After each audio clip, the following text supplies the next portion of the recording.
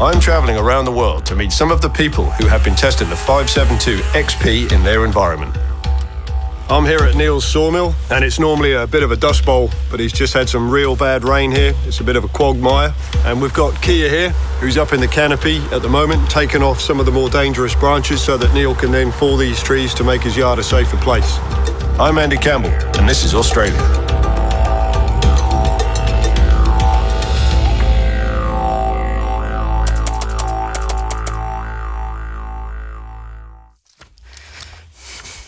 So today we've come to Neil's sawmill.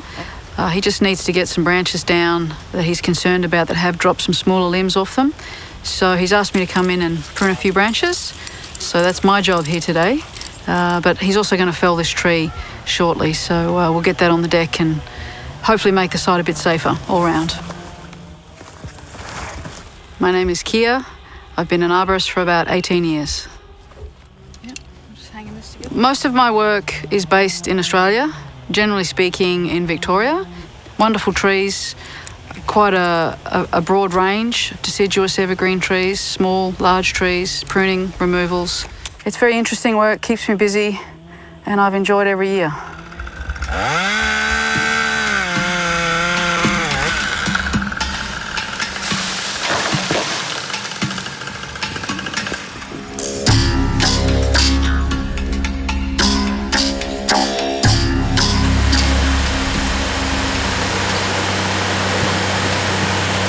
I'm a third generation timberman is what I am.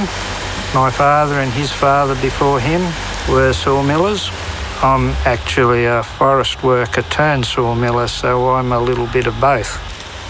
Being self-employed is the best thing in my job, and it's taught me a lot as far as self-discipline and things that you have to do to make it work. The chainsaw we use for cutting logs off, for docking, for occasional log falling, it has to be reliable, it has to be up to the job, and most of all, it's got to keep working when we want it to work. We've had a lot of success with the Husqvarna product over the years, and I'm very happy with it.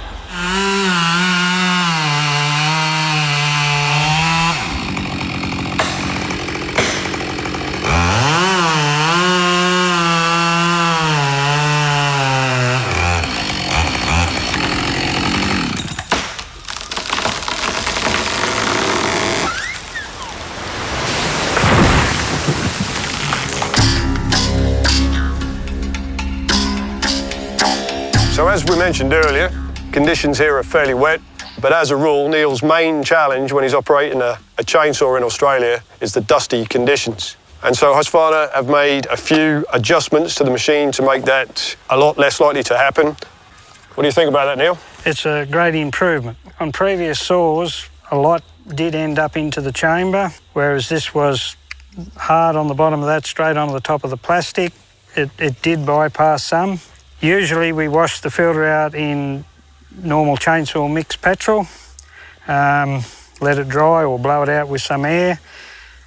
Always you see some residue going in there into the chamber, but with the introduction of that little seal, it seems to have all but stopped it, which is a plus for its engine life. And they seem to have the filters a little better now too.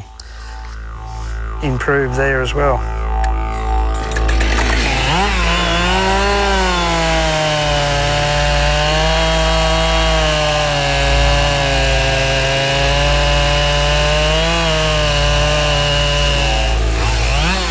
Although hot and dusty turned out to be hot and muddy, Neil seems to be satisfied how the 572 XP performed in these conditions.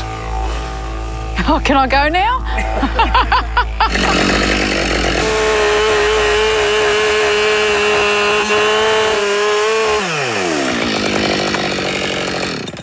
So that was the first time that you've used the saw really there, Kia. Yes. So first impressions? A lot of power straight off the bat, which was great. Nice handling. Feels very well balanced, which is great. It doesn't feel as heavy as I thought it would. It just sits with the body. The ergonomics are great. Yeah, I am pretty impressed. It's good. I'd like to have another crack. For more tests in extreme environments, check out the other episodes from the World Tour.